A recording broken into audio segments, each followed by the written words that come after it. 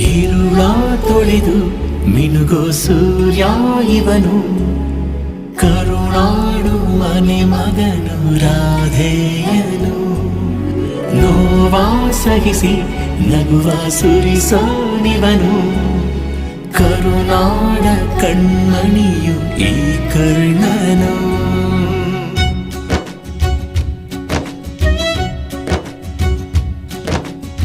ನೆರಳಾದನು